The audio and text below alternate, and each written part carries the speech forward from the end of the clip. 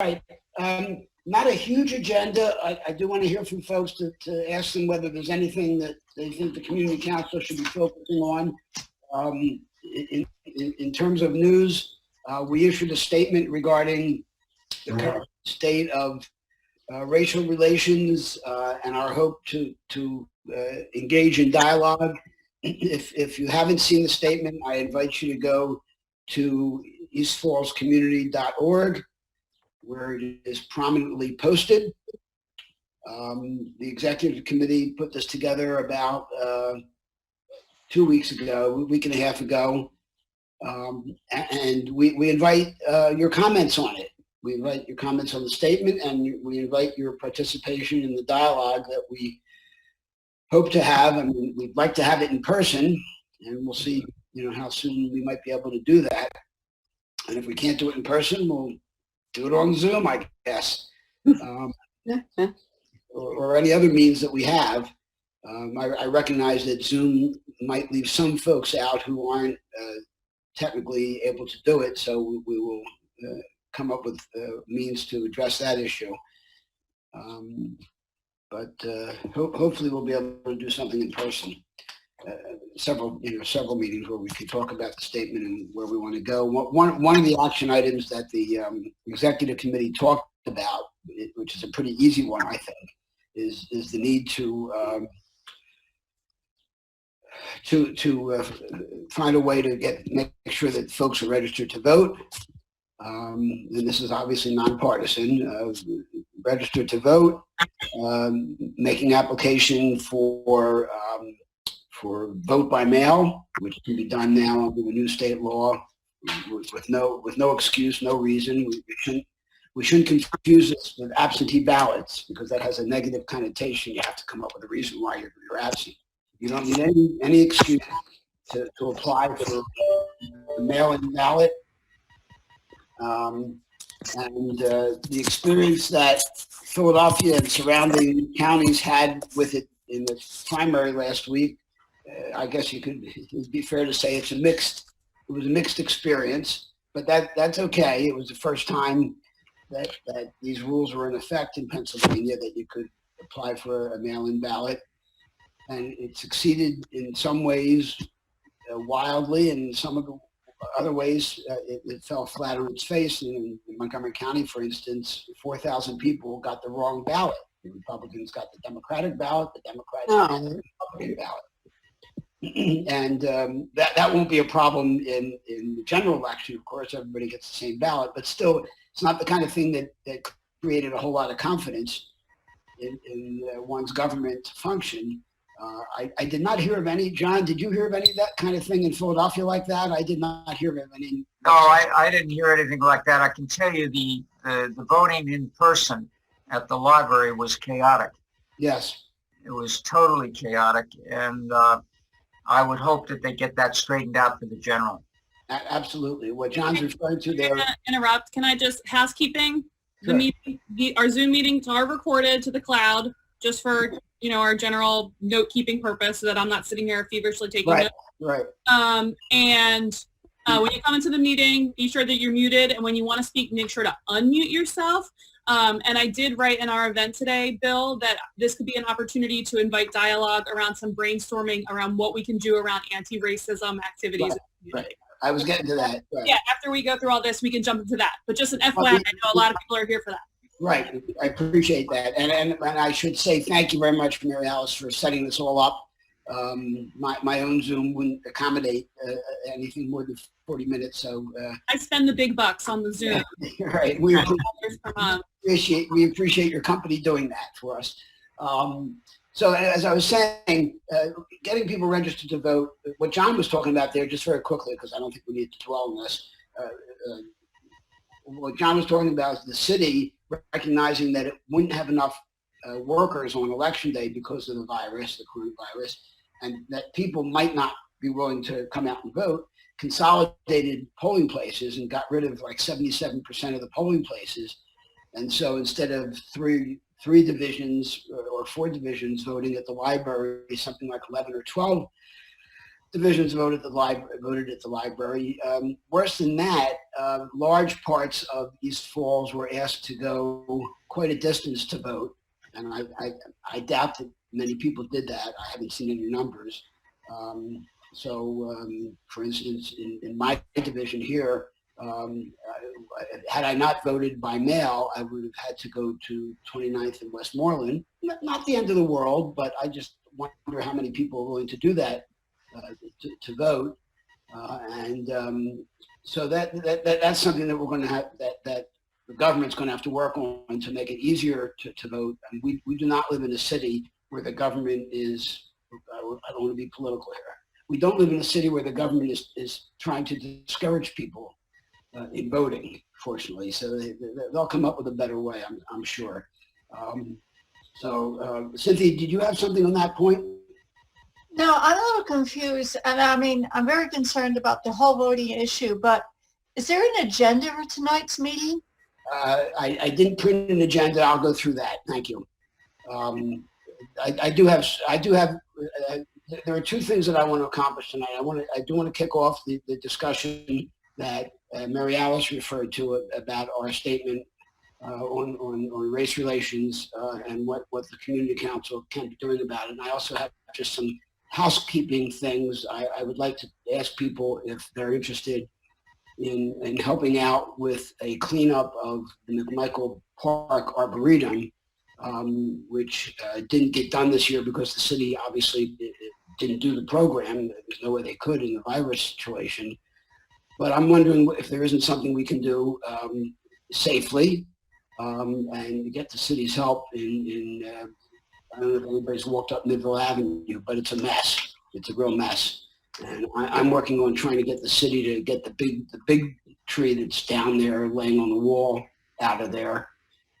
But we need some folks, in my opinion, to and maybe this isn't of importance to people, so be it if that's the case. But I think that we ought to talk about getting some folks together to trim some of the overgrowth out of there that we do every year, and it didn't get done this year.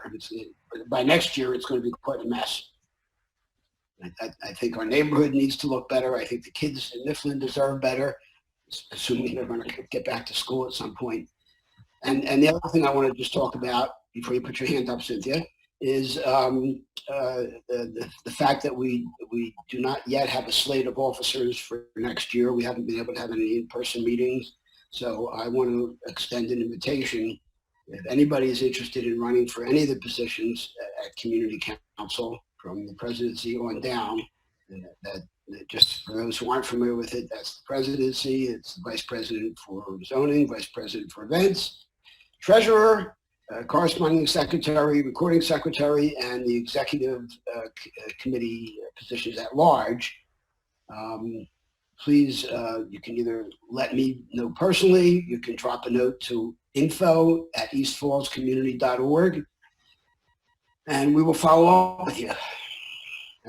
So that is, if anybody else has anything they would like to add to the agenda before we get started, yeah.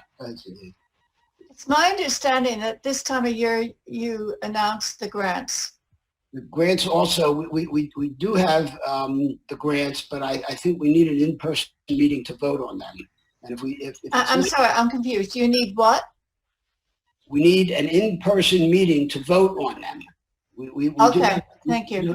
We do have a report from the grants committee, which is headed by Mary Jean Cunningham, and she can give us a list of the I think she can the list of the grants grant applications that we've received. But I would like to have an in-person meeting to vote on them. That's fine. Where is this on the agenda? I'm sorry, I'm old, I'm tired, I'm 79. When are you going to get to the point of letting us know where things stand with the grants committee? Mary Jean, you're here? Is Mary Jean Cunningham here? Yeah, they'll let me get the information out of my file. Okay, I'll be right back. Don't rush. Okay. Thank you. I don't mean to sound tired. Okay, fine. Thank you, Cynthia. It's a relevant topic. I'm not trying to cut you short at all. While she's doing that, what do people think about the idea of putting some volunteers together and asking the city to come and clean up what we pull out of the Mifflin Arboretum. I mean, frankly, it's a job for younger people. At least the lifting is, but you know, we can organize it. Isn't Bill, that, there's Yeah. at least one tree, big tree there that needs to come down. It's marked to be down, but I don't know who takes it down. Well, I'm trying to Not find us, you know. No, for sure. There are actually, Joe, I think 3 trees with white X's on them. And I presume that means that somebody at a higher pay grade than me has decided that those trees need to come down. They're quite dead. So I'm going to talk with the city and see if we can find anything out. And then there's one tree that is down. It's lying on the wall. Right. It's not a danger to anybody, but it's quite unsightly. And I've already asked 311 if they could arrange for the city to pull it out and chop it up and take it away. Unfortunately, you know, with the storm last week, I think the city's a little overwhelmed with the number of, you saw how long it took to get the tree off the car in front of the library on Warden Drive. Took more than a week to get that poor guy's car free. Bill, if you're going to be talking with the city about trees, there is a tree almost at the bottom of Midvale Avenue that is big and tall and very dead. And perhaps you need to ask them to pay attention to that tree also. That's kind of one subject and not. It's not a city tree. It's a private tree, Robert. I know exactly the tree you're talking about because I've gotten hit on the back of the head with a branch. Did it knock any sense into you? Well, I'll leave you to decide that. That tree is on private property. The owners of the tree does not have 1/2 inch of life in it. If you look at it, you don't have to be a tree expert to know that. And the owner of the property has said that he's put it out for bid. Mary Jane Fulham and I at Town Watch have been talking about it, and we believe that if he doesn't show some action in the next few days, in other words, tell us he has a bid, he's accepted a bid, and signed a deal to get the tree down, that we have to get the city after him because it is dangerous. Bill? Yes. Who's that? Cynthia, the school property is under the jurisdiction of the school district.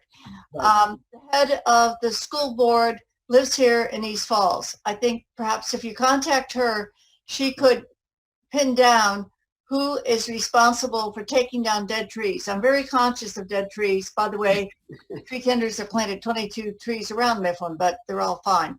Getting back to it, as to whose responsibility it is, which city department? Is it the school district or is it the Parks and Recreation? Yeah, I'll follow up. I can send you an email of who's in charge of what over at Parks and Recreation, but I will follow up with that. I frankly don't have a whole lot of confidence based on our recent experience. pardon? I was saying that I don't have a lot of confidence based on our recent experience that we're going to get a response from the president of the school board, but maybe she will. But I will follow up on that. And Okay. what I need to know is, and you know, nobody needs to answer this right now because we're not doing it tomorrow, but at some point in July or even September or August, it might be too hot, but whatever. I want to know if people see a possibility of some healthy folks, and I consider myself healthy, getting out there and doing a little bit of heavy lifting and trimming the growth off the wall. That's not heavy lifting actually, but doing some raking and doing the things that we've done year after year there in the Arboretum. And it would depend on the city saying, we'll send a truck. So I'll talk to Josh Cohen in Curtis Jones's office to find out whether we could get a truck to come by that day, because there will be no, I mean, it's been canceled already. There is no citywide clean up your neighborhood day. Now, whether they're going to reschedule something down the road, that's a possibility also. Okay, So- I'm going to bring up an issue. Liability. People doing this would need to sign volunteer. We have that, Cynthia, we have that under control. Every time we do something like this, we have liability forms. Okay, We've thank always you. done that, yeah. Mary Gina, do you have the recommendations of the grant committee? Well, I have the requests. that were Right. made. There are four requests were made for grants. Right, The first for In-Yard Park for $700. right, Second for Town Watch, $950. Right. 3 was Friends of Mifflin, $300. Right. And the fourth is East Falls Tree Tenders, $800. okay, It's a total of $2,750 requested. okay.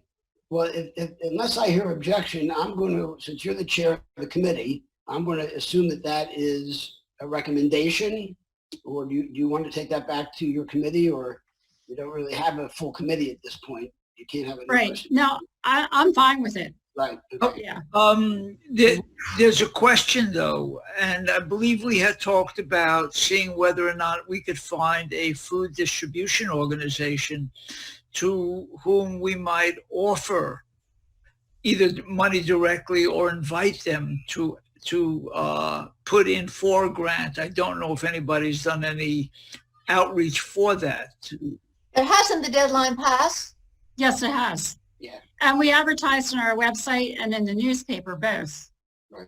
Bill and I actually discussed this, and we thought we would make a list of places that need food and put it in the now so that individuals can contribute.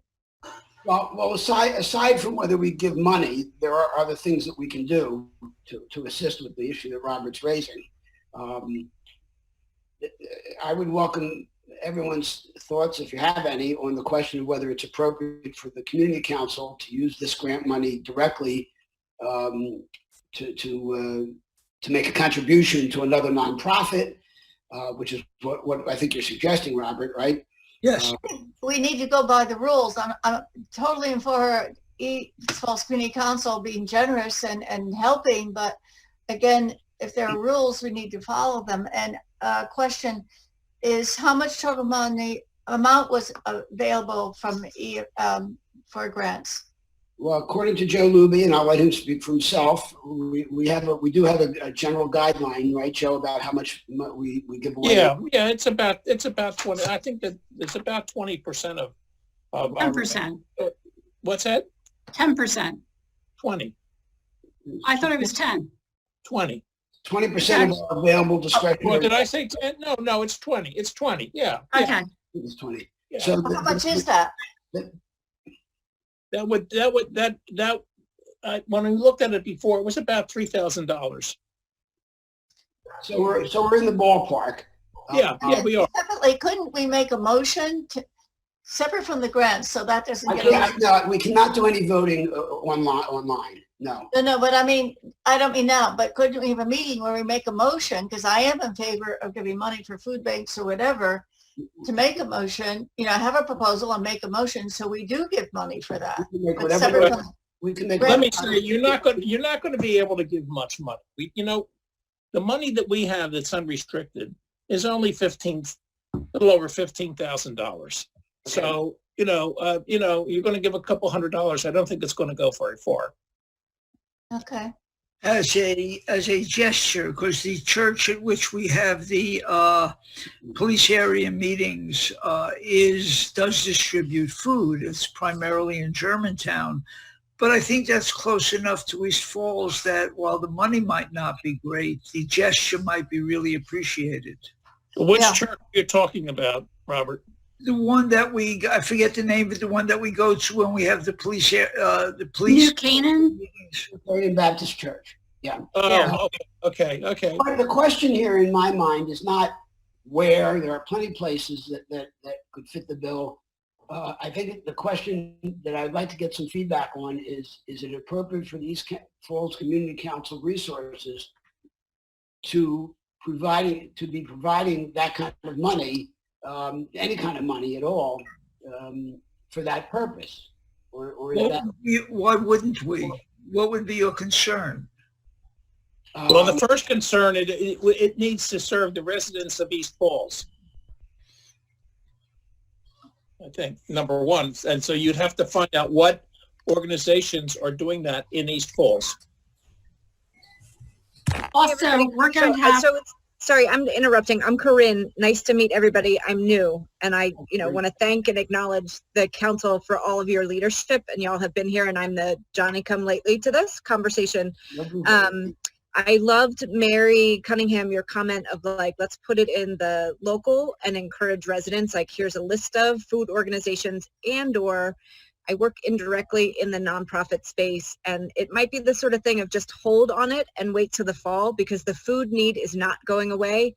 A lot of the agencies are getting gifts right now, but it's sort of when the bloom is off the rose. I don't know what that expression is, that they might need more help a couple weeks, couple months from now. So that's my 2 cents worth. Okay, Corinne. It's clearly an issue that we can discuss, at another point. Bill, I know we have lots of people on this call specifically because they want to address the statements. Right. We're going to get to that right now. So let's jump into that. And I just want to tee that up a little bit. So if you want to read the statement again, it's on both our Facebook page and our website, eastfallscommunity.org. One second, Mary Alice. Let me just make sure we haven't cut anybody off. I want to be clear that we're going to continue the conversation on the subject that Robert has raised. It's definitely not closed. And then we'll be back on the whole grants issue, hopefully as soon as we can have an in-person meeting. Okay, Mary Alice. Right. So we put out that statement, and I think we were very intentional with that, and that we don't know the answer. We're coming to the community with the statement in that we know there's work to be done to make East Falls a more inclusive place. I mean, just looking at the faces on this call, looks like a bunch of white folks. So meanwhile, our public school is not a bunch of white kids. So I think it's really important that we get this conversation going. And here's suggestions, what can we do? What kind of outreach can we do? Can we bring in facilitators? Can we take grant money and redistribute it to communities of color? What can we do? So I think the purpose of this is an opportunity for an open dialogue, open conversation, not to rush to solutions, but just getting the conversation going so that we can start to structure things, and the role that EFCC can play in that. So this is Ami. I wrote a lot in the chat box. I'm sorry. I didn't want to lose my train of thought because I did come today to have this dialogue. And I will be open and honest. Honestly, I'm tired as a woman of color. My nationality is Indian American, but a woman of color to constantly be fighting for justice. I'm actually exhausted, but it's important work that needs to continue. So I'm going to give my perspective. First of all, thank you for putting the statement out. I appreciate the quote, "We cannot be the bridge until we build the bridge." I'm also, in addition to being a Philadelphia educator for the school district of Philly, I'm also board chair of a school called Yes Philly. And when I put a statement out as the board chair, it came from an honest place.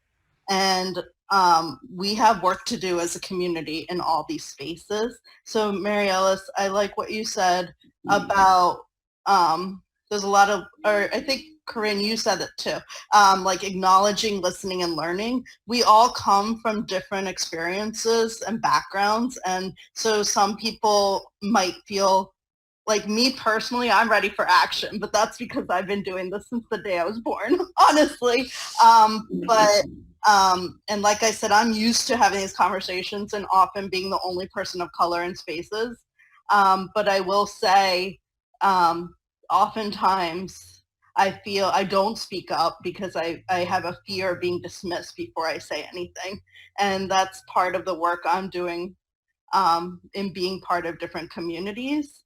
So that's why my general response was looking at people who take kids to Mifflin, where are they in the conversation and how do we include them? And the first part is trusted relationships. That's the only way we can get there. The Germantown, East Falls, there's been race relations issues forever in this area, right? So I know Mary Ellis, Friends of Mifflin, has been talking about this.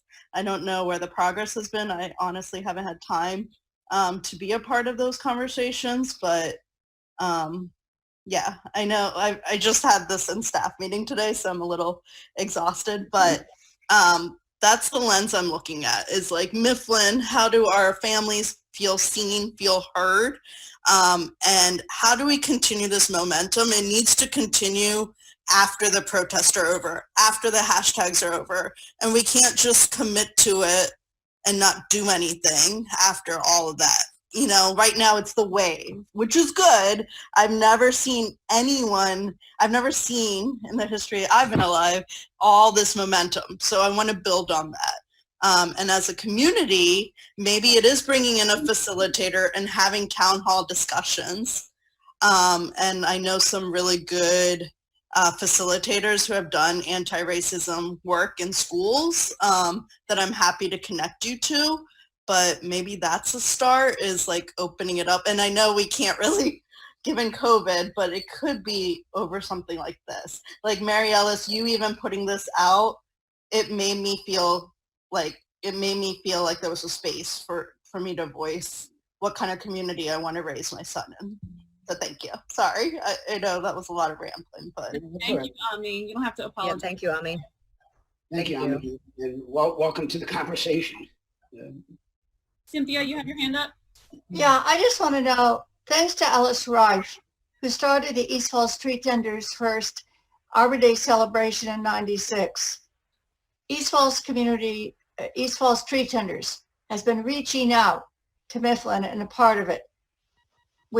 I've gotten 23 or 24 grants from the city, 22 or 23 from East Falls Community Council. So there can be this reaching out, and in this case, so children can learn about nature. But it's more about nature and the trees. It's about nature and the people. And with that Arbor Day celebration and this, and then I'm going to throw in, I'm a volunteer with East Falls Village, so I was going twice a week to the library and then also for Read to Me. Things have started. I mean, I've been through 8 principals, different teachers, and they welcome it. The children welcome it. And I think there has, and I'm not saying, oh, wonderful East Falls Tree Tenders, I don't mean that, but there has been some reaching out going on for 2 decades. And I think we can build on that and expand on that. But I think there are people who know that this is going up, that there is this feeling of, we want Mifflin to be the best school it can be for each and every student. So we're not starting at ground zero. That's what I'm saying. And I'm sorry, what is the name of the woman who just spoke? I don't think we've met, but I'd love to meet her. That was Ami Hopkins. I've met you at the Friends of Mifflin meeting, Cynthia. Hi. Hi. Cynthia, if you'll click on the chat button in the middle of your screen, you'll see Ami's name. Okay, thank you very much. I'm multitasking with the 3-year-old and dinner, so that's So, Is that all? so I just want to a point of Cynthia, I don't doubt the outreach that groups in East Falls have done. The thing that comes up for me is, why aren't parents sending their kids to Mifflin? Why aren't white parents in East Falls sending their kids to Mifflin? That's what comes up for me. When I moved to East Falls, my entire family's from Philly, and they thought I was a horrific parent for sending my white kid to a black school. And I think that is something that we as a community need to contend with and be willing to discuss the resistance to sending white kids who live in East Falls to Mifflin.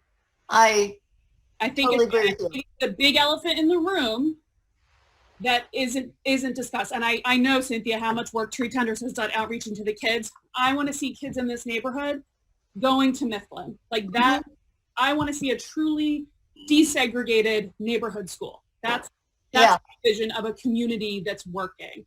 honestly, like, my son's 3 years old, but when my neighbors who have kids that are old enough to go to Mifflin saw me getting involved in Friends of Mifflin when Aiden was only 6 months old, that's when they started considering Mifflin as an option, but because they had no idea that they could be involved and like create relationships. So again, it goes back to trusted relationships. That's like the ground we need to build honestly. So it's not like lack of effort in reaching out. I totally get that, Cynthia.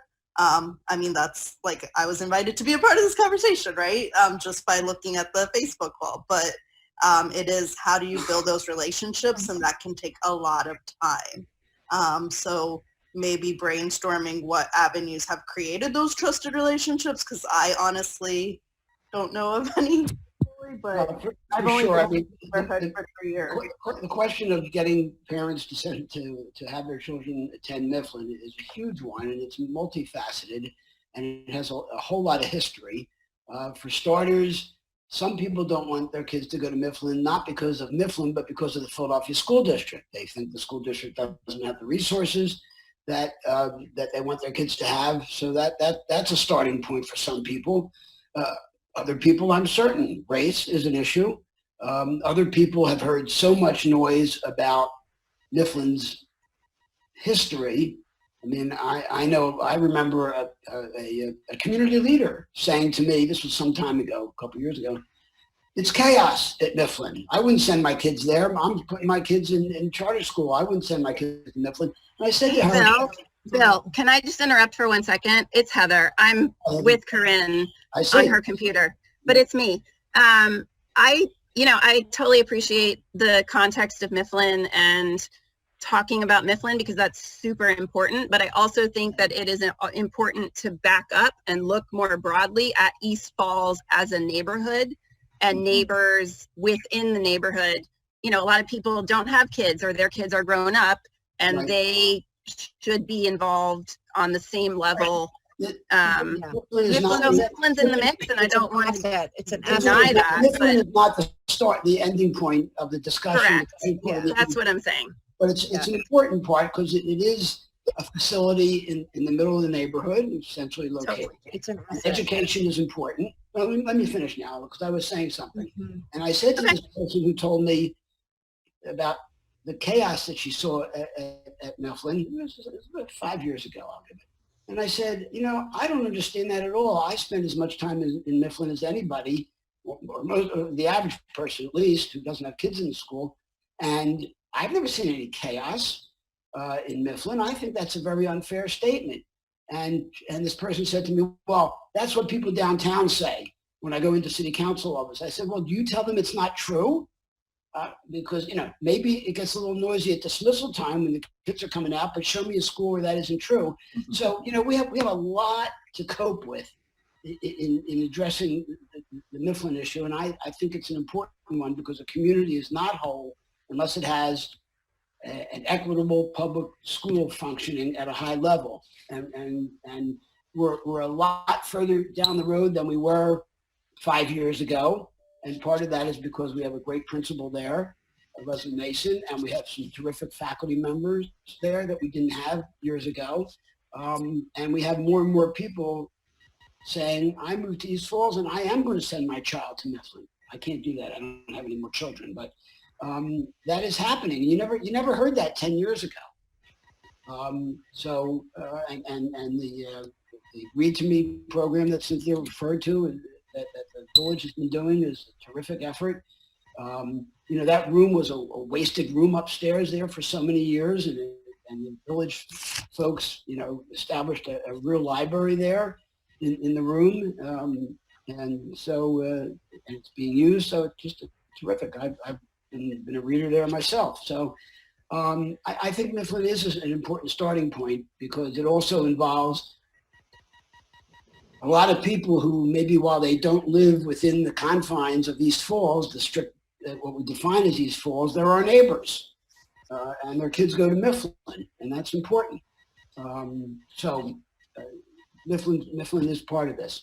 I know a couple of people have dominated the conversation. I'd like to open it up. And was there anything else, Mary Alice, that you wanted to add before I answer? If there are any other comments about our statement and how we move forward? I mean, clearly it's more than just getting people registered to vote and do mail-in ballots, but that is an important part of it. And that's the easy part of it. Can I go back to Heather's statement in terms of how to get the rest of the community involved? And one of the questions I have is, how do rentals get advertised?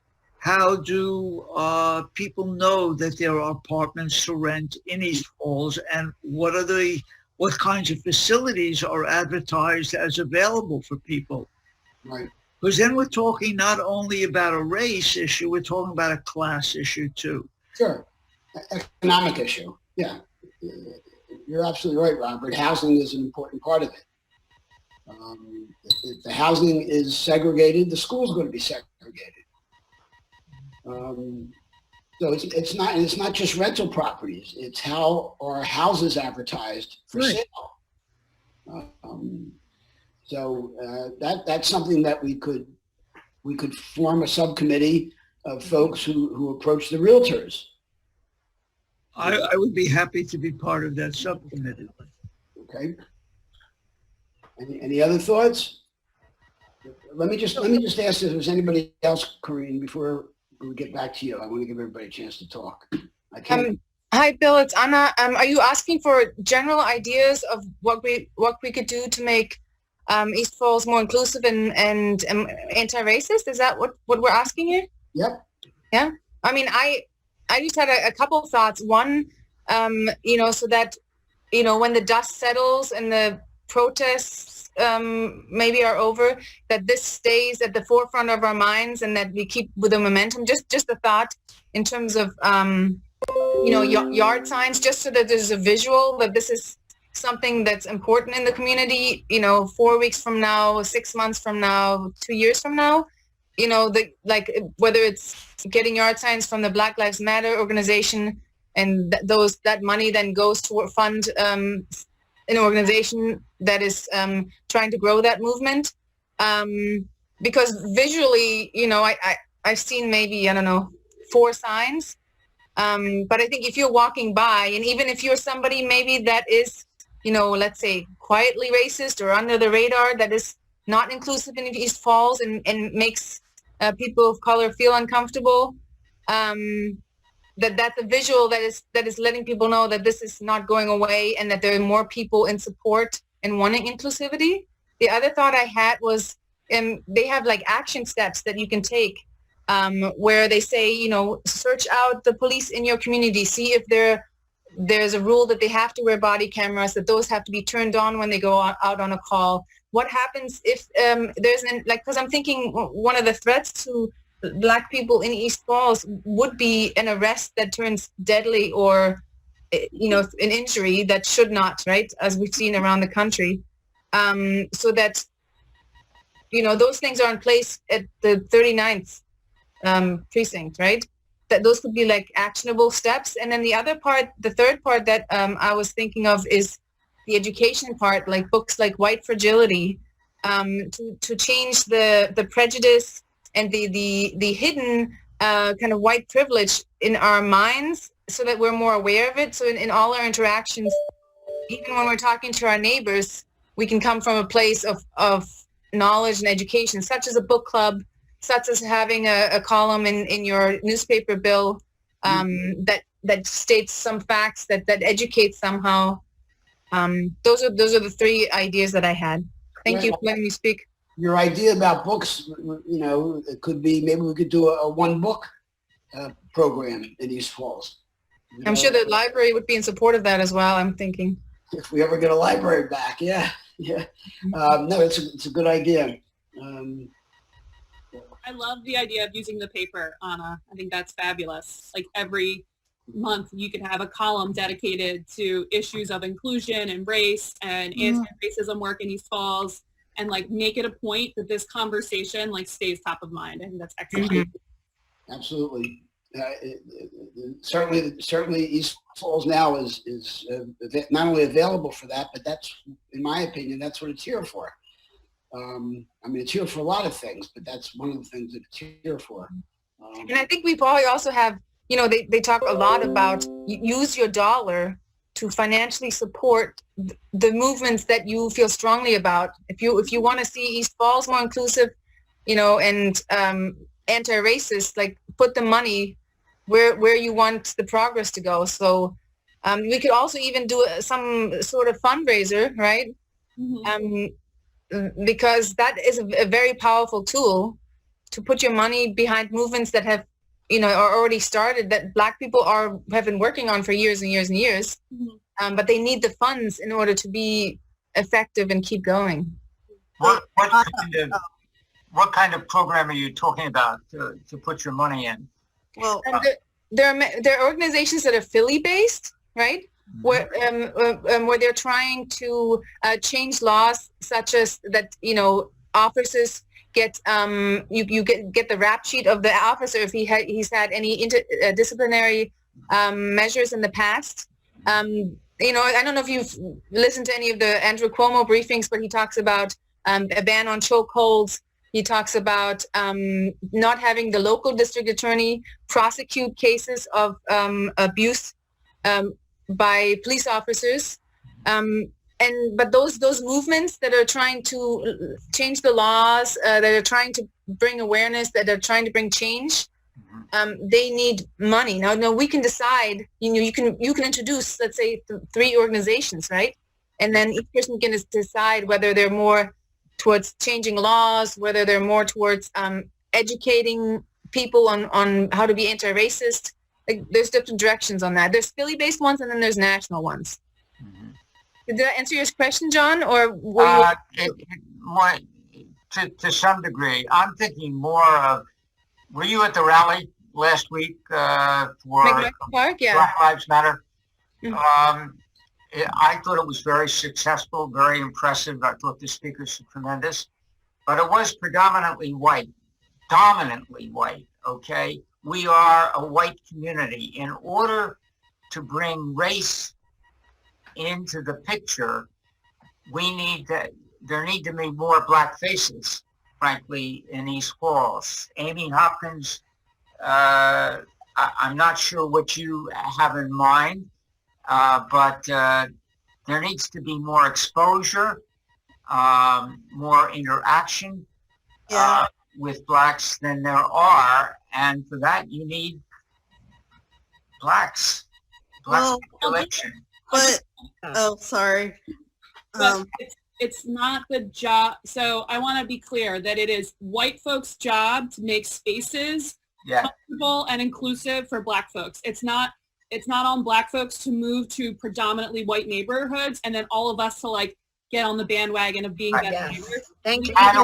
How do we do that? All right. So part of that is, there's some really great suggestions here. Is it bringing in an anti-racism and white fragility facilitator to get the conversations going amongst us? Is it publicizing our support of Black local businesses? Who are the Black-owned businesses in East Falls? How can we help them? We have to do the work first, so that it's a place that Black families say, I absolutely want to move to East Falls because it looks like I'm going to be treated like a neighbor and not some token Black neighbor. Nobody wants to. I'm going to say something here.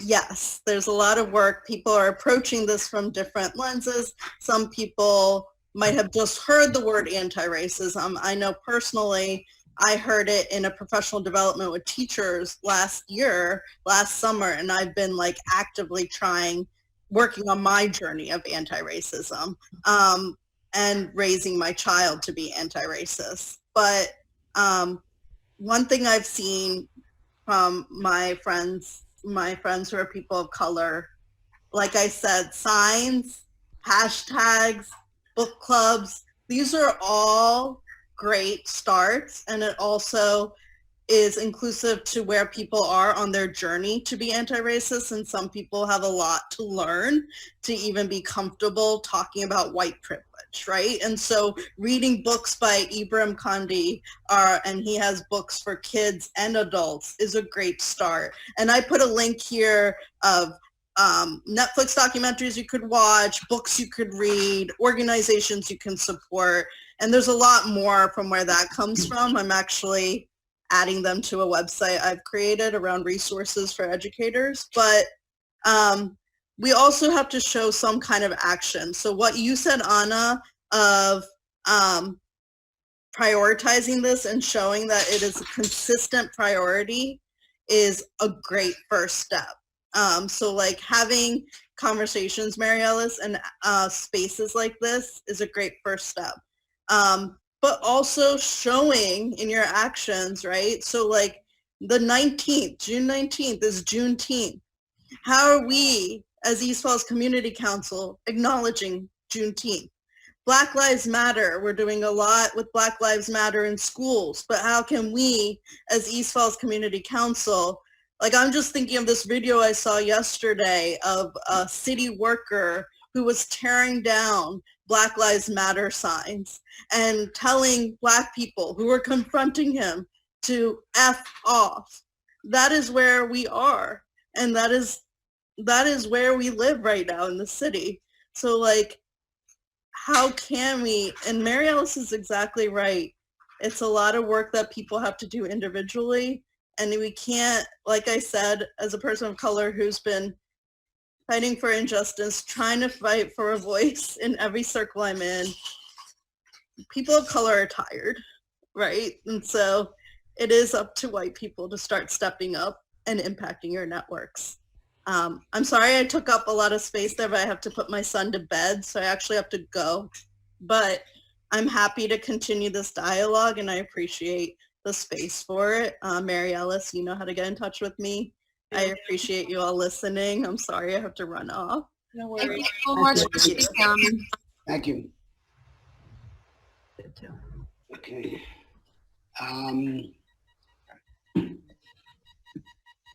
We're going to have to,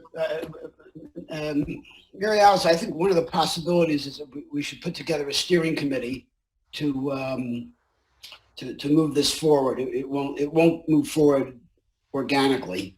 I think we need to have a structure. We have a couple of good ideas here to start with. I'm sure there are more ideas out there also, but perhaps you and I can talk about a couple people to serve on a committee that moves us forward and you know, gets the concrete set in the ground. I think we can ask here, but before we jump into that, Corinne, I know you have your hands up, and I just want to remind folks, if you're not on video, there's a raise your hand feature that flags me so that I can actually like click on you, because if you don't have a video, it might be hard to like get a word in edgewise. So Corinne, I saw you had your hand up. Thanks, Mary Alice. So I put this in the chat box, but I bring this to the group. Unsolicited feedback. I had 2 emails. People tracked me down through work, and they said, and they were people of color, and what they brought, which I thought was really powerful. One, in that last week, right, acknowledging right out of in the opening remarks, right, of saying, this is a predominantly white neighborhood and this didn't happen by chance.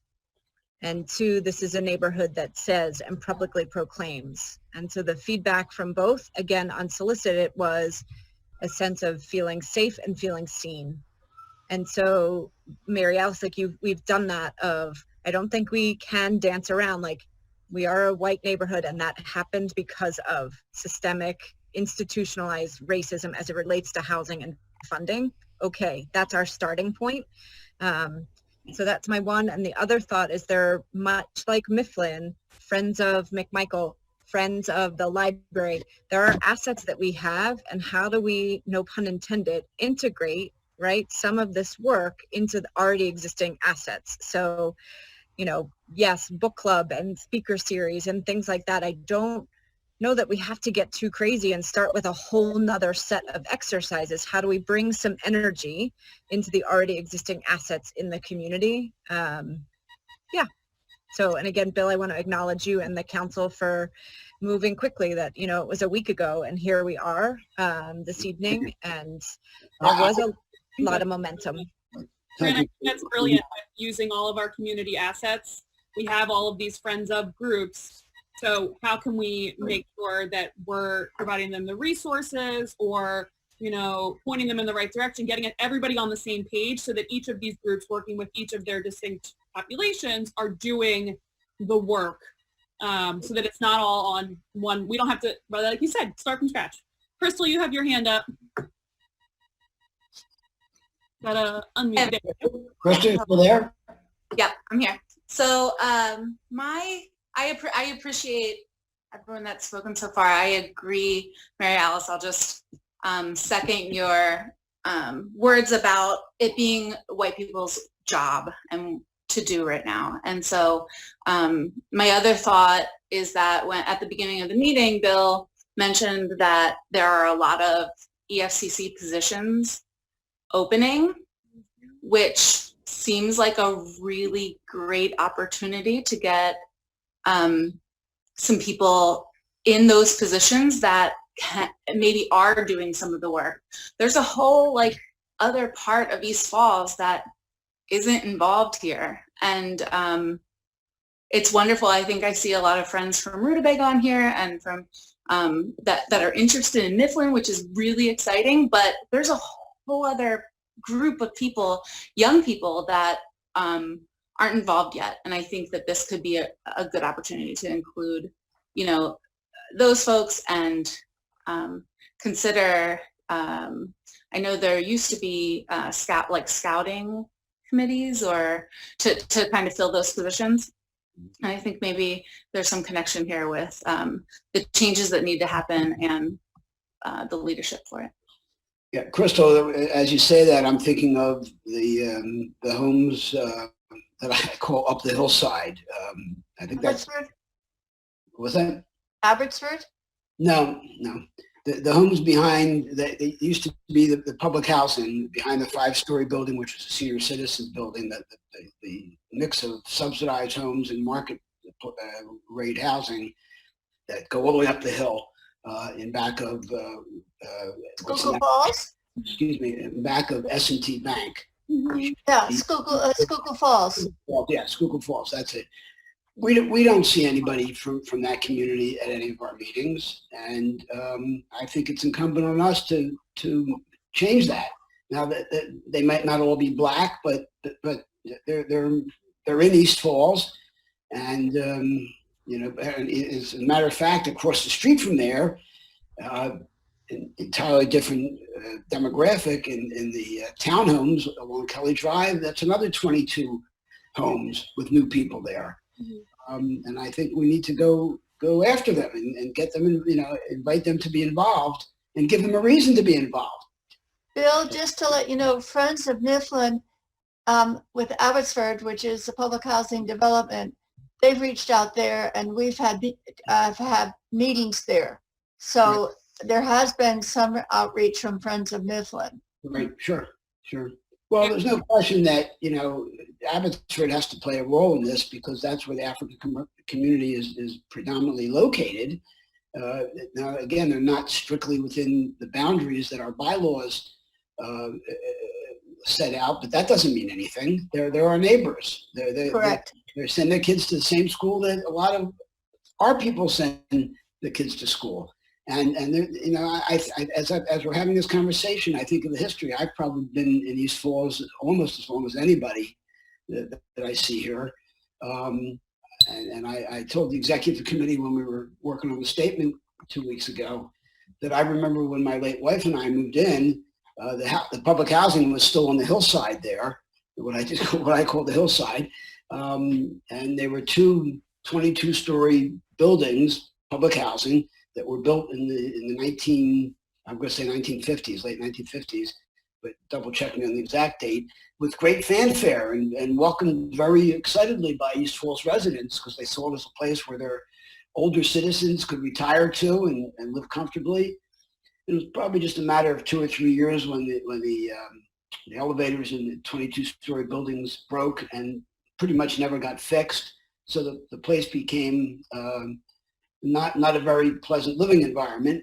And I remember my late wife and I driving up Calumet Street to get to our house on Coulter Street, and on a nice warm summer night like this, even warmer, and seeing white guys come out of their houses on Calumet Street, Calumet Street, with baseball bats chasing the kids of a different racial persuasion back into the public housing. Not a very pleasant sight. Right, and that just happened in Fishtown like last week. So yeah. Well, this is false. Yeah. There were apparently some of those on Sunnyside and Conrad last week too. Let's talk about that for a second because I think there's a lot of information floating around. I think we should pinpoint it so that we all are working with the same facts. But let me finish what I was saying first, and let's turn to that because I think it's important. So there was that kind of thing. And then the neighborhood in those days, you never saw a sale sign in the neighborhood.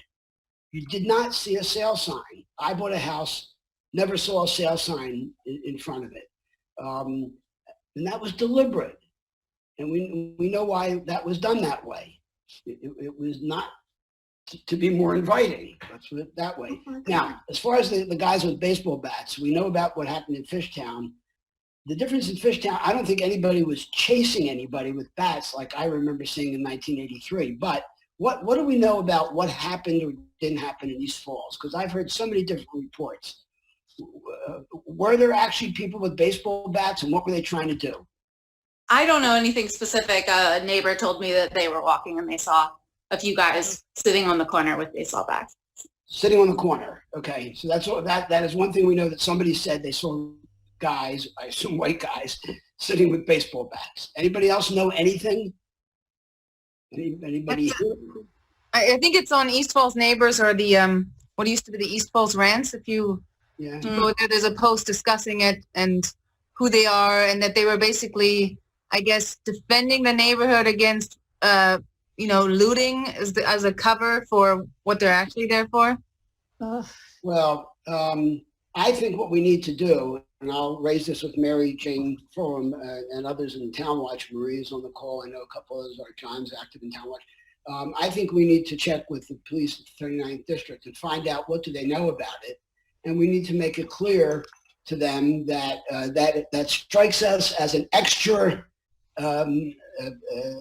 crime safety activity that we don't need, to say the least, in East Falls. And we ought to ask them if they know who these people were they in fact East Falls residents? Were they outsiders? So we'll try to find out what we can. And if anybody else has any definitive information to add, please let me know. Because one of the things you want to do in a kind of situation like this is don't let the rumors get out of control.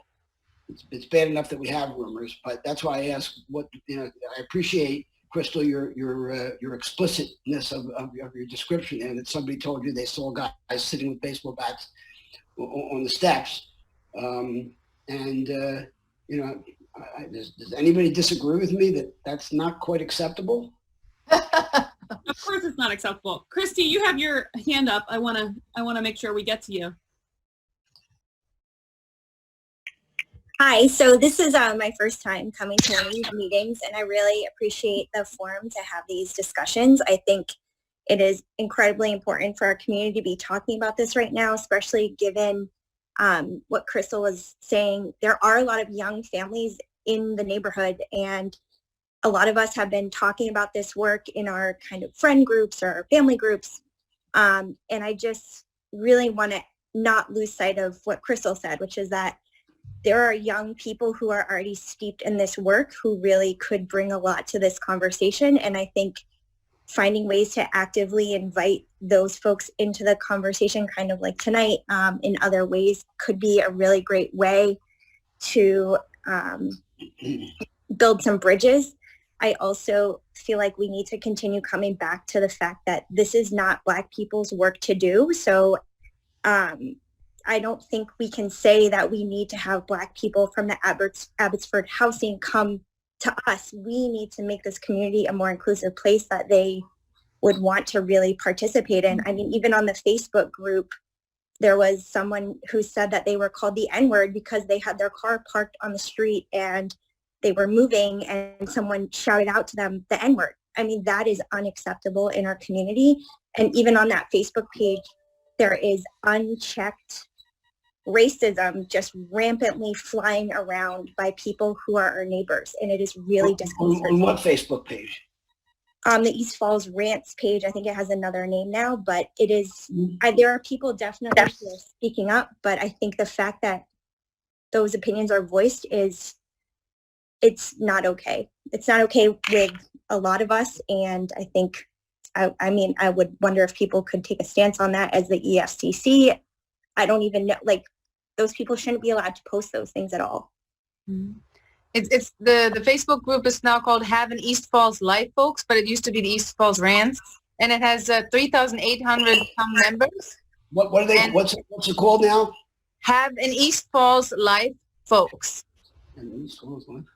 It used to be the East Falls Rants page, and it's one of the Facebook pages has the most members, 3,800, and it's, you know, it's very apparent that people just feel comfortable posting racist statements, making racist comments on somebody else's post, and then doing the whole back and forth. And I mean, with they're not disguising it. They're just boldly out there. Well, I mean, East Falls does have a history of, as Bill and others have alluded to, it has a long history of not open housing, no for sale signs, very deliberately trying to make sure that the neighborhood was the way it was. So I've been here for quite a while. So I think maybe you're seeing some of that history. I mean, I love the idea of, you know, making that not acceptable, but it does still exist in the community. I know that while canvassing in 2015, whatever that last election was, the last major election, 2016. There was an African-American man who was canvassing and in East Falls, and he basically left early because he had been harassed by people in East Falls. So that's that, and that was 4 years ago. So that's the big question. That is the big question, Julie, is what is our role as the East Falls Community Council to make sure that people who think and act that way are not comfortable. Are not comfortable. Like, make racist afraid again. That's my motto for 2020. They all get back in the closet, because I don't want to be associated with people who speak like that, act like that, think like that, talk like that, and I certainly don't want them to be the representatives for the neighborhood that I live in too. So I think that we have to really think about, like, what is our role? What is the role of EFCC? What is the role of the community council? Is it having an open forum where we bring in a facilitator? But to Crystal's point, there's all these people who don't know what is going on here, who don't know, who don't read the paper, who aren't following us on Facebook. So, like, how do we get in front of them? Do we take out a Facebook ad targeting the 19129? You know, we throw $1,000 at it and do heavy advertising. Like, I feel like we just need to approach this in a much more proactive and assertive way, because the people who need to hear this aren't going to be the ones in the room. That's my fear. No, absolutely. So how do we make sure that happens? If those people were going to be in the room, this would be real easy, but they're not going to be in the room. I think we need to put, as I said earlier, Mary Alice, a committee of people together to get this moving, to start setting up all these different branches of things we want to do. For instance, the former East Falls Rants, now called Have an East Falls Life folks. Maybe a number of us approach the folks who operate that site and ask them to be more careful about what is posted on the site. They have the ability to do that, and if they don't, we ought to find out who does. Somebody does. Maybe Steve Fillmore can speak to that. He's on the call. He's one of the admins of East Falls Rants. I don't know if you can hear us, Steve. I don't know if you can report on, like, what the strategy is with the page and racist comments that are made.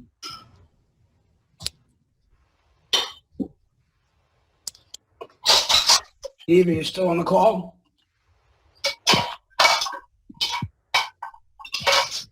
Hey, Fillmore, are you still on the call? Well, I guess he is. It says here that he is, but I think a great place to start is for everyone on this call to get on that face page and start reporting and calling out the individuals who are writing these comments. That's true. Because it's not one person. We're obviously reading these comments. They're inappropriate and they are foul, and they represent our neighborhood in a way that I don't want to be associated with. And so everyone here should join, and they should directly report those people and have a one-on-one conversation about what they're putting out there. I agree with you. I mean, every one of us has, lots of things to do in our life. It's amazing that in an economic standstill that we're all so busy, but we are.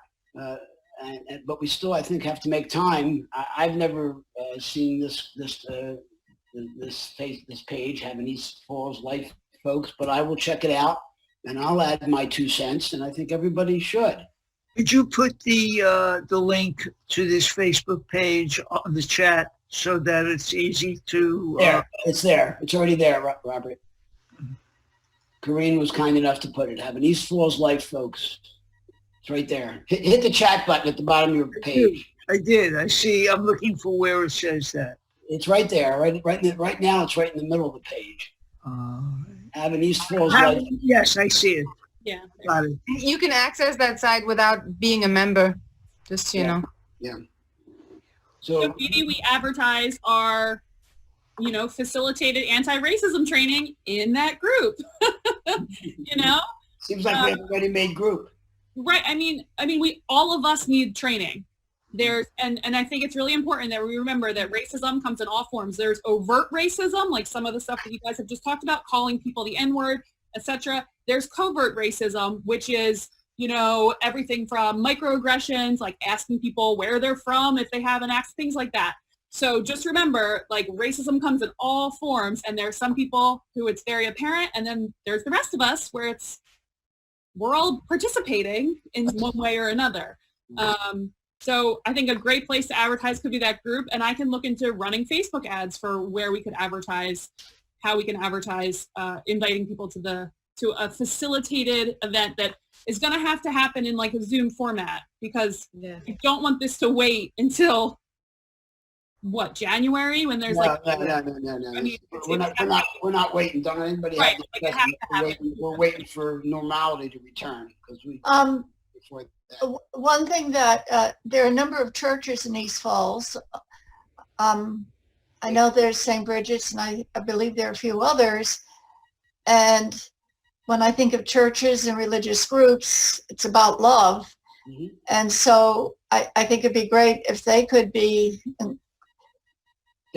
reached out to them and see what they feel, and have them, and again, we're being inclusive, and include them and see how they would want to participate. Definitely a resource, no question about it, an important resource. Corinne, did you have your hand up?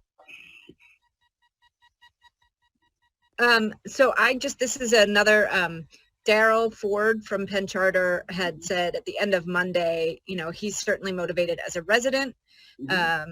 And one of the follow-ups I have with him, apparently the pastor at Good Shepherd, on the Oak Road. On Oak Road, had connection, affiliation, I'm using these words, but marched with Dr. King.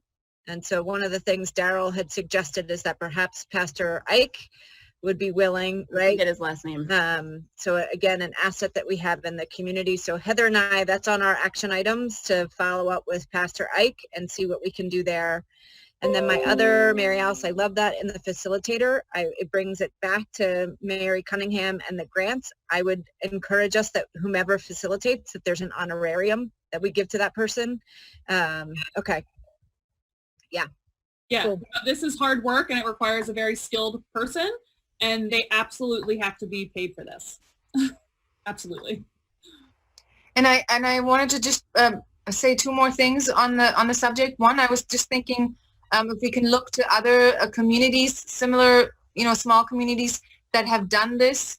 I know there's examples of defunding the police in Camden, and their violence rate and the rate of harm to Black people that has happened, that has gone down by defunding the police. But in terms of changing a community to be more inclusive and anti-racist, I'm sure that there are examples around the country of communities who've done that, so that we're not, trying to, I guess, invent the wheel.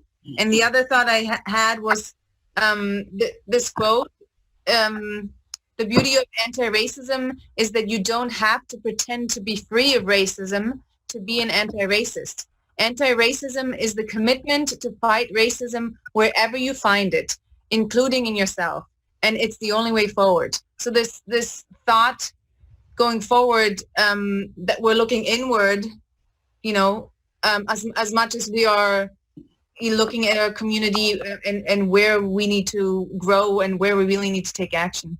Right. For those of you who have a chance to read the New York Times, I usually don't get to plow through it every week. It piles up and my wife starts bugging me about getting rid of the newspapers. But this week I did have some free time yesterday and today, and the front section of the New York Times is quite amazing as a resource.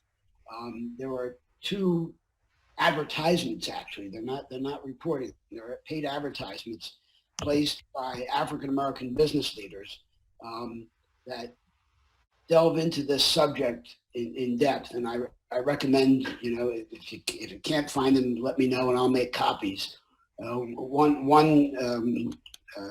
His last name is Allen. He's a very prominent African-American businessman. He owns TV stations and entertainment venues.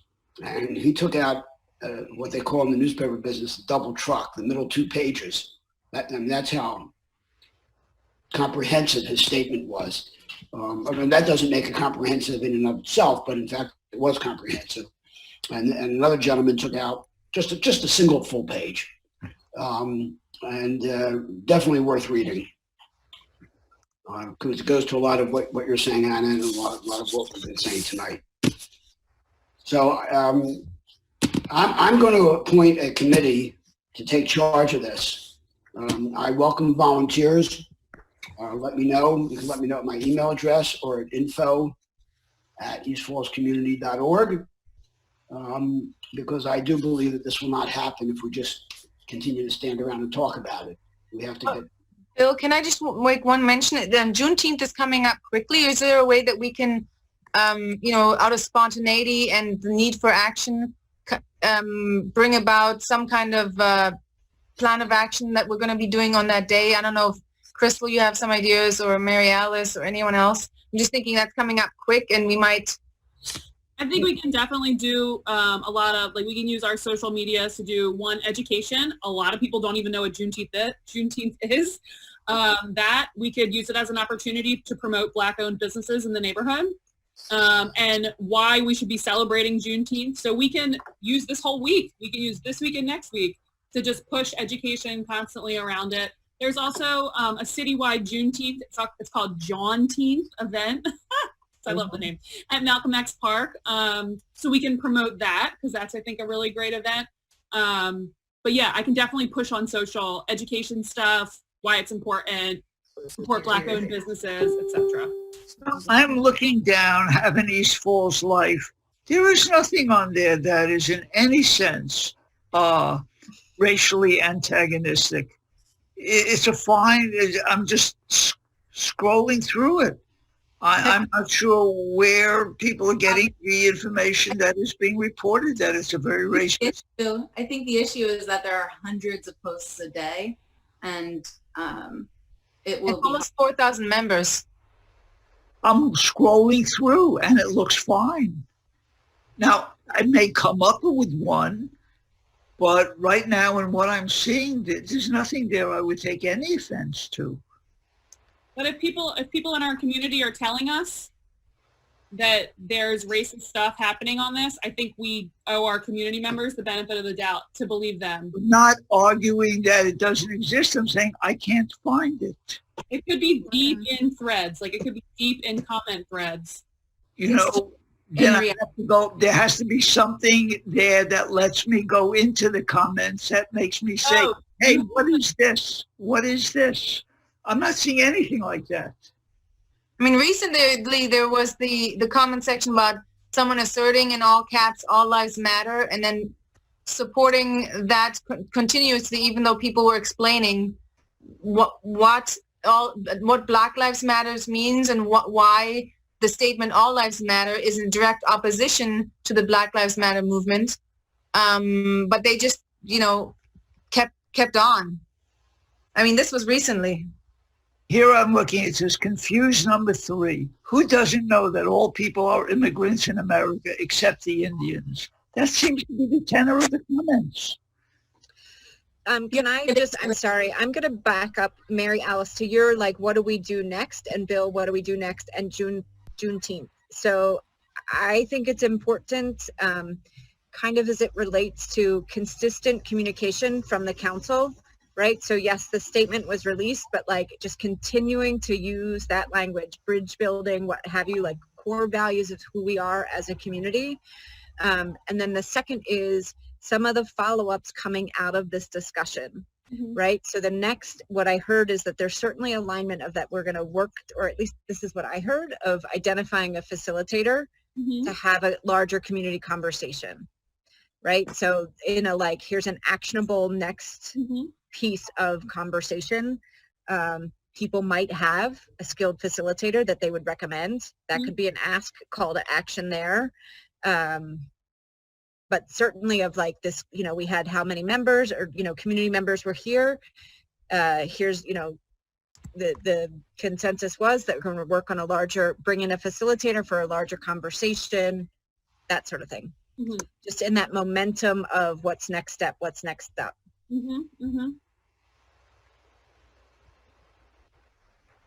Yeah, well, I'm looking at the have a life, East Falls Life too, and it's quite lengthy. It would take a long time to go through it, so we'll do that offline here.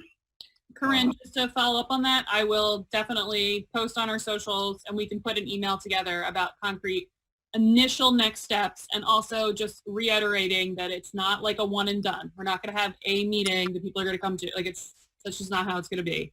And I can also put out the ask for if there are any community members who want to be more actively involved, and who can come together and, like, you know, a steering committee, like Bill said, for lack of a better word. And so this is, in my day job, do a whole lot of committee work.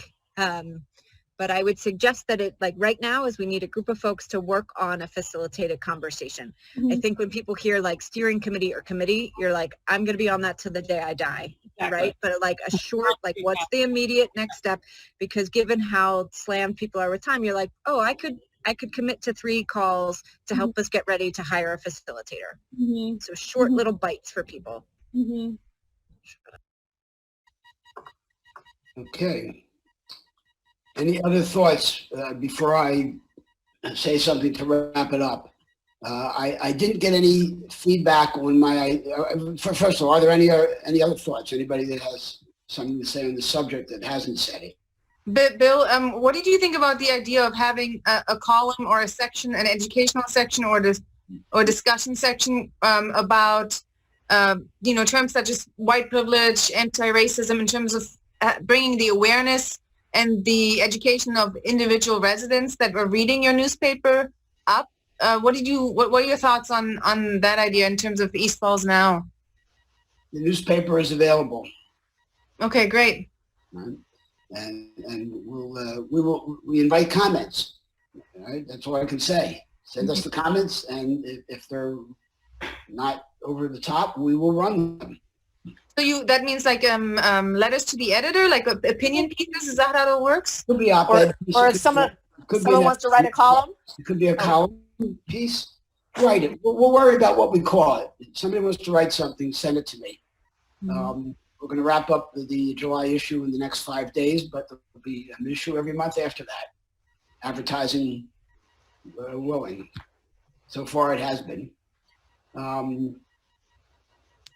All right. Well, and I'll be in touch with you, Mary Alice. Anybody who would like to take part in that, please send me an email or send the email to info@eastfallscommunity.org. Okay? Crystal, you had your hand up? Yeah, I don't know. I don't have a formulated thought on it, but it seems like there's opportunity in the East Falls business world to promote this agenda. So I don't know what that is, but I know that there are spaces opening up. There's a new children's opening up on Ridge. There's a space right beside Rutabaga that's opening up. And I don't know. It just, I would love to see a variety of businesses. Yep. The person who took over my space on Ridge Ave, she's a friend. We did this program together. She's a Black woman. She is creating an event space specifically for women. And so it could be a great opportunity to, especially given she took over the space and then COVID-19 happened and it's an event space. Right. But a wonderful opportunity to, she's a multi-preneur. She has many businesses going, a wonderful opportunity to highlight her and her work. And she's not from the neighborhood, so it'd be a great opportunity for people to get to know her and her businesses. So, you know, another great way we could highlight businesses, get the business community involved. But I think the paper is a good way to do that, and being really explicit and intentional about it every month. How diverse is our paper? Are all the columnists white? Are all the stories about white people? Yeah. Right? So like, can we make sure that every month the content we're putting together is diverse and inclusive, you know? And also the East Coast Farmers Market has several businesses that are Black owned. We could highlight those, and you know, they also take pre-orders. If you're concerned about being too close, the East Coast Farmers Market has really made sure that they can sell, let's say, their baked goods and do it safely, socially distanced. So yes, you can highlight those. Yeah. Anna, thanks for bringing that up. I just want to say that the East Falls Farmers Market, I think partly because of its location, has been the most integrated part of East Falls. I mean, you know, that was one of the things that when I was working on it, that I actually took great pleasure in the fact that it you know, that it kind of represented this melding, you know, that, you know, so I agree that it would be a good thing to look at. Getting back to Mary Alice's comment about the person who took over your space your former space on Ridge Avenue there. Could we get a hold of her and do something before we go to press here with this month's? I can reach out to her because I think it'll be a great story, especially considering. I do too. Today's Monday. I'd have to have it done by next Monday. Yeah, I can send her a message. Right. And also possibly, I don't know if anybody's in the know in terms of generating a list, even if it's not a final list of Black-owned businesses in East Falls, so that we have somewhere to put our dollars and to get takeout and to buy products and to support. Yeah, there are a bunch in Sherman Mills. I just don't know. I met a lady that does physical fitness, and she goes into schools and does programs for camps. Jerk Chicken company as well, right? Up the road, yeah. So. I met the lady in Sherman Mills that does fitness, Crystal. I have her info. She's amazing. Yeah, she's great. There are a couple of gyms in, I don't know if they're going to still be operating, but there are a couple of gyms in there, and I think the colonic irrigation lady's still there too. Right. Well, all right. So we know what we have to do. If you want to be involved, let us know. Send me an email or send our website an email, info@eastfallscommunity.org, and we will sign you up. I didn't get any feedback on the idea of a cleanup at Mifflin Arboretum. Does that mean I'm the only one interested in doing that? Say it again. What'd you say? I said I didn't get any feedback on my idea of doing a cleanup at the Mifflin School Arboretum. You know what the Arboretum is, Anna? I think everyone's focused on the property on Midville. As you go down Midville Avenue, all that if you're going downhill on the left side, that's all school district property. That's the Mifflin School Arboretum, and there is a long-term plan that people are trying to get off the ground to completely redo the outside of the school so that it can be a community event. Somebody themselves. You're breaking up, Bill. I don't know if everybody else is hearing that. Yeah, there was a lot of noise in the background. Not my background, somebody else's background. The Mifflin School Arboretum is the subject of a fundraising campaign by the Friends of Mifflin to do a major redo of the entire exterior of Mifflin School, including the Arboretum, and it would be space that the community can use, that the students can use for outdoor nature classes and so forth. In the meantime, it's a place where every year the community has gathered to clean it out, just basically to weed it and cut the overgrowth down. Nothing real fancy. And we didn't do it this year because the city program didn't take place. And we didn't do much of a job last year either for a variety of reasons. But I think it needs to be done. I think it can be done safely. We don't have to wait for normalcy to return. We could get out there, 5 or 6 of us at a time, spread apart, do some trimming and pile the stuff up so that the city can pick it up. If we could get 2 or 3 crews like that to spend an hour each doing that, I think the place would look a lot different. But I want to know if I'm the only person who's interested in doing that. I think maybe tonight. What's that? I think maybe tonight you are. We're all focused on one thing. Yeah, I understand that, but it's important. It's an important. There part. is a farm garden club who that group might be a good resource to help. You mean the community garden people? No, Friends of Mifflin.